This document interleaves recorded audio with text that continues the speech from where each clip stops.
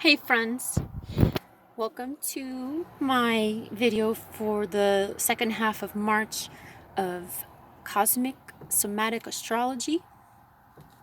Hi, my name's Allison if you haven't met me yet. And I'm just going to start with a little context. I really hope that you're doing okay and are feeling secure and confident in the face of much uncertainty right now. I definitely think that the astrology last week was a perfect storm for delusion and panic buying, given the full moon in Pisces, Virgo, 19 degrees Virgo moon, and it was with Neptune. This is all about delusion, not knowing, what's going on, not knowing what to listen to. So I don't really fully blame the media, given how crazy, kind of a perfect storm. And there's so many different opinions out there, and even wondering, the conspiracy of it all. Is it really just nothing? I personally think it makes sense to play it really safe, given what's happening in China and Italy, or what happened in China and what's happening in Italy. I feel like it makes sense that it would happen here, but we're not ready, and we're also not prepared in many ways. We weren't quarantining early enough. But yeah, if you don't think it's a big deal, I guess, tell people that. So, but they probably won't ask to see you anyway. So I don't know. But careful out there. That full moon also happened with Mercury going forward. So that also sparked up like a reality check. Like all of a sudden, we woke up from this dream. So that was also part of it. And then the next day, Chiron squared the nodes. So that's a lot of bringing up inner wounds and stuff. And for people who haven't done the Chiron journey yet, the journey from the physical world to the spiritual world, this inner awakening, it's like really crazy and really brings one to the dark night of the soul, the chapel perilous, where everything seems unreal and dangerous and crazy. And so that's also what's going on. The nodes of the moon in Cancer Capricorn have been ongoing with this like security, certainty, what's working, what feels good, lack mentality. All these things have been up, and they've been kicked up with this Chiron square, and that's going to continue because the Chiron, the new moon, the equinox, a couple days after the equinox is the 19th, so Friday, and then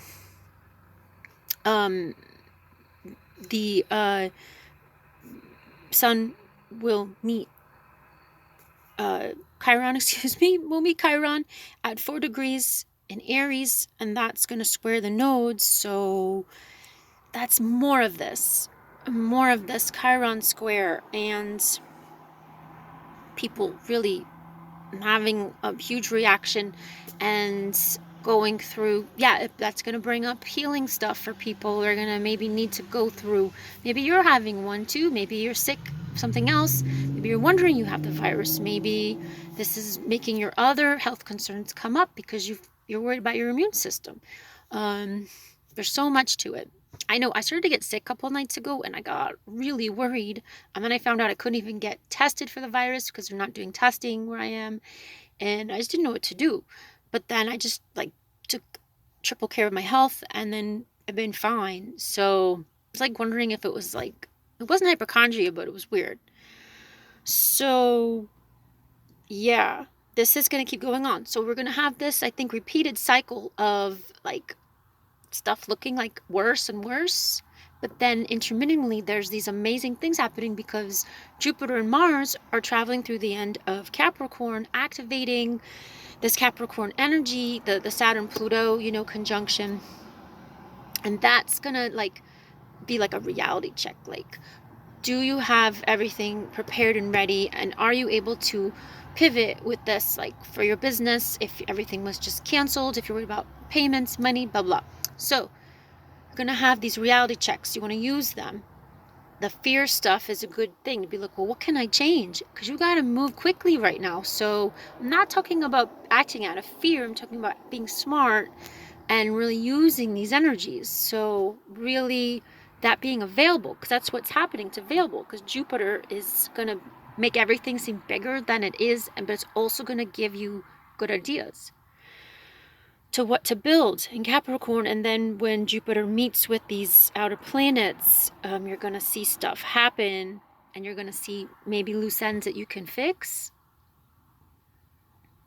Then also, there's also going to be a lot of 5D energies, like the sun is going to square the galactic center on like the 17th. That's going to bring a lot of quantum energy. The same day it sextiles Sedna. There's just a lot of seeing things from a really big point of view, getting really good information from on high. So meditating that day. On the 19th, the sun sextiles resource with Saturn, the last degree of Capricorn, right before the sun moves into Aries. That's going to be amazing for really sensing karma. I think a lot's going to happen the 19th. We're going to see where we're at. It's going to be a huge release of karma for the world, which is what this is all about, with all the Capricorn energy, Saturn in its critical point there. So that's really important. So you want to use that. And then when Saturn moves into Aquarius, notice the difference and where you feel called, and how we're going to use the internet now to rebuild. Internet is going to be so key right now for helping each other and joining more. So I expect maybe there'll be some like massive movements. I'm seeing small things happen. Maybe those will build then.